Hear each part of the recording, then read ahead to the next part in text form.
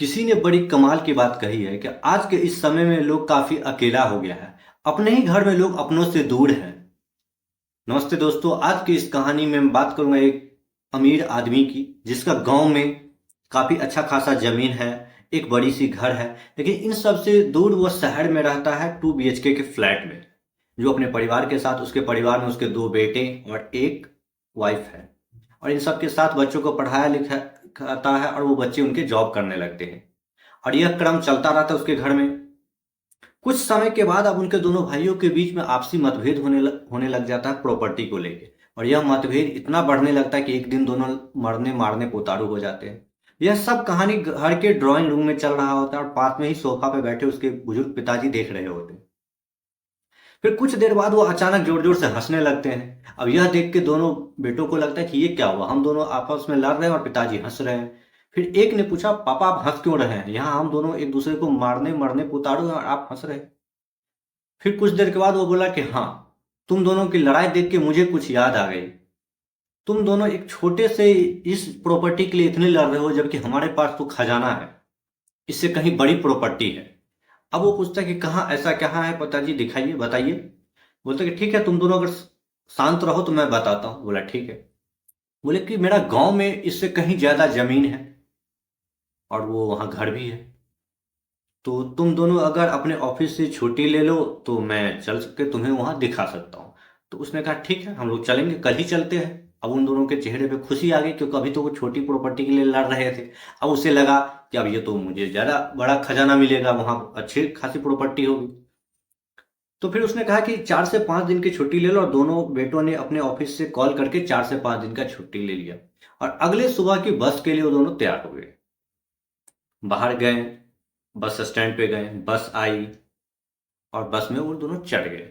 जब अंदर गए तो देखे सिर्फ 2 सीट खाली है। तो उसने क्या किया कि अपने पिताजी और एक बड़े जो बेटे थे दोनों बैठ गया। और ये बस चल पड़ी। कुछ देर वो बड़े बेटा बैठा था, किस देर छोटा बेटा बैठता था। इस प्रकार से सामंजस्य के साथ दोनों चलने लगे। 4 से 5 घंटे बाद गांव पहुंचे। फिर गांव में कुछ देर दूर जाने के बाद अंतिम छोर पे एक बड़ा सा घर दिखा, जो कि बड़ा सा घर था और अभी वो खंडहर हो चुका था। कुछ देर उसके पिताजी इसको देखे और फिर रोने लगे बैठ के। फिर उसके बेटे ने पूछा कि पिताजी आप रो क्यों रहा है? बोला कोई नहीं, गेट खोलो आगे का। उसने देखा गेट टूटा फूटा सा गेट है, सरकाया, खुल गया। फिर दोनों अंदर गए। फिर उसके पिताजी ने कहा कि याद करो तुम अपना बचपन, कि कभी तुम यहाँ खेला करते थे। उस दोनों को बिल्कुल याद नहीं है। फिर कहा कि तुम्हें याद नहीं आएगा, लेकिन जब तुम छोटे थे तो यहीं थे, और तुम दोनों को मैं अच्छी पढ़ाई लिखाई करने के लिए मैं शहर लेके चला गया और हम दोनों सब वहां शिफ्ट हो गए। तो ये बात तुम्हें बताया नहीं गया था। और जिस प्रकार से तुम अपनी जमीन के लिए या छोटी सी प्रॉपर्टी के लिए लड़ रहे थे, कभी इसी प्रॉपर्टी के लिए मैंने भी काफी लड़ाई की, और हम दोनों, मेरे एक बड़े भाई साहब के साथ मैंने लड़ा। और ये लड़ाई इतनी बढ़ गई कि हम दोनों एक दूसरे को मारने मारने को उतारू हो चुके थे। लेकिन बड़े भाई साहब ने दरिया दिली दिखाई। उसने कहा कि ठीक है, तुम ये जमीन ले लो, मुझे इससे नहीं है। और वो छोड़ दिया, और जो हिसाब हुआ उसका वो बेच उच के बाहर शिफ्ट हो गए, विदेश चले गए। ये जमीन तो मुझे मिल गई, लेकिन उस घटना के बाद वो बड़े भाई साहब आज तक मुझे कभी कॉल नहीं किए, मेरे बारे में कोई खबर नहीं लिए, मेरा कोई हालचाल नहीं किए, मुझसे बात तक नहीं की।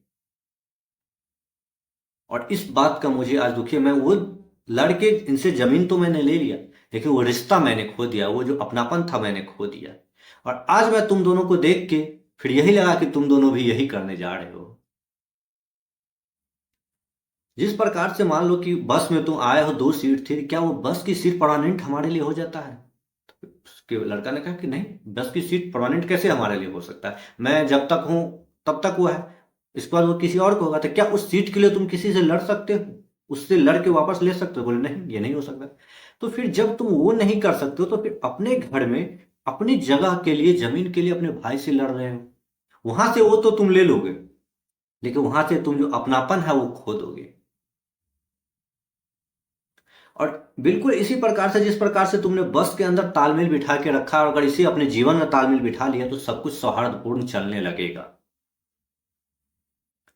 और इसके बाद दोनों को समझ में आ गया, और फिर उन्होंने पिताजी से माफी मांगी कि हाँ पिताजी सही है, अब हम लोग इसी प्रकार से रहेंगे और कोई झगड़ा नहीं होगा।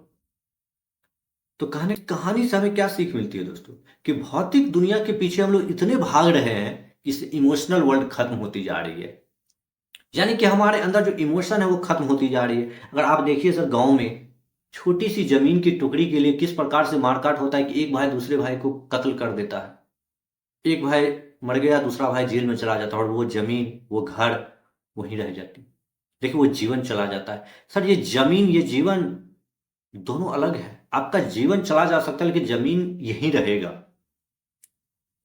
वो आपके बाद किसी अलग अगले पीढ़ी को मिलता रहेगा। तो इसके लिए फिर जीवन में इस प्रकार से लड़ना क्यों? क्या हम इसके साथ सौहार्दपूर्ण बना के जीवन नहीं रह सकते, जहां अपने परिवारों के साथ सही तरीके से तालमेल बिठा कर रहे? तो इस छोटी सी कहानी से आप विचार कीजिएगा और इसे अपने जीवन में अप्लाई करने का कोशिश कीजिए कि कहीं आपका भी जीवन तो इसी प्रकार से उथल पुथल भरा हुआ नहीं है।